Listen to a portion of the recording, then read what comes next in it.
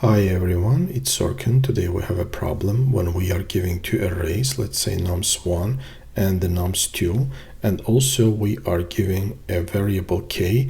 In our case it equals to 3. So what we need to do is we need to return k pairs.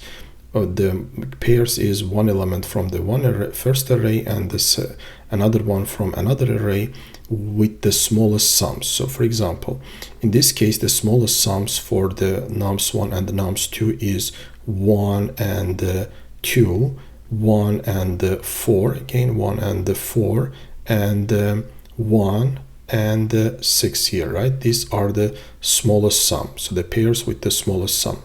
So how we are going to solve this problem? So you might think that, okay, this is a very easy problem, and the way we are going to solve it, let's say that the size of nums1 is n and the size of nums2 is m. So what we are going to do is n multiplied by m, and we are going to use, let's say, minimum heap, and we are going to add all our pairs to the minimum heap, and the complexity of adding to the minimum heap is log m to n, right? M to n, and we are going to take k elements from the minimum heap, which is our result. Yeah, that we can solve this way. So we can solve by adding all elements to the minimum heap, but the problem with this approach is that this approach is not efficient. The problem is here that we have two arrays that are sorted, and we are not using that fact. So we can solve this problem still using a minimum heap, but we can do that in much more efficient way. So what we are going to do is we are again going to we are going to use a minimum heap. So for the minimum heap, what we are going to do is, so in our case, right, so let's say that here, let's put them again, 1, 7 and 11, and another one is 2, 4 and 6. So what we can say is that right away the first element, the first pair, right, first element from the first one and the second element from the first element from the second one, this pair will be in our result, because this is the smallest sum that we have. In all of the sums that we have, this is the smallest sum, 1 and 2, right?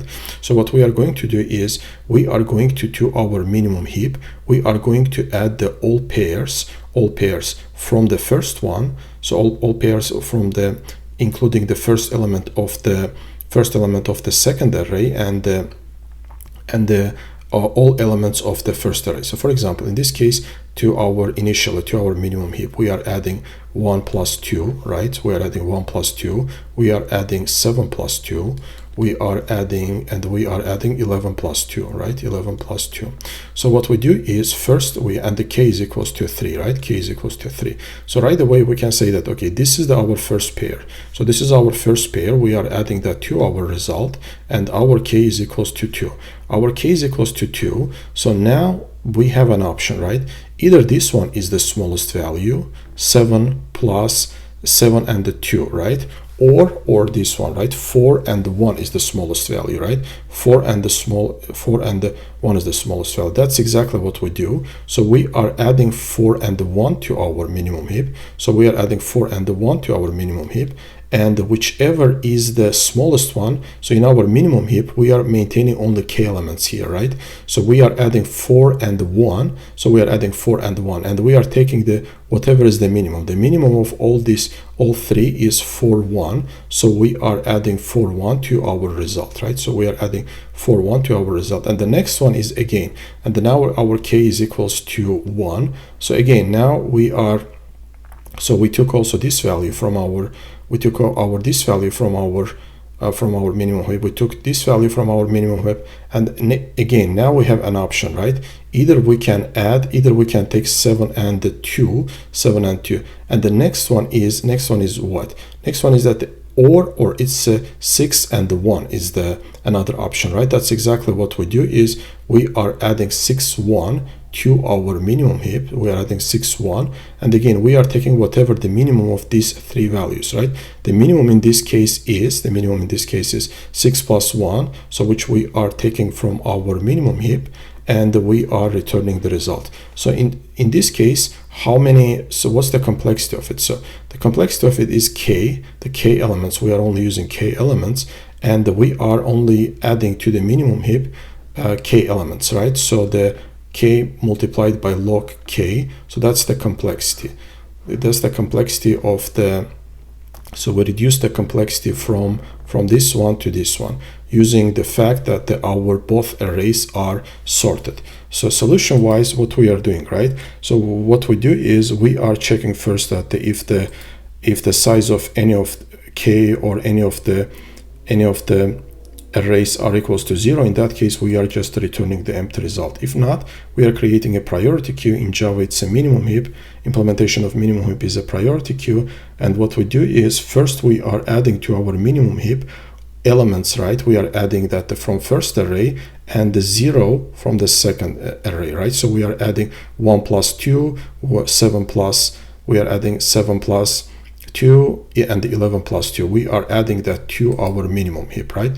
And the next one is what we do. We are taking the first array, the smallest one from our minimum heap, and the smallest one in this case is 1, 2, right? So we are taking that, and we are taking the, here we're also adding the index of the, we are adding the index for the second, we are adding the index for the second array, right? So we have added index 0, so we are adding that value. So we are adding that index here.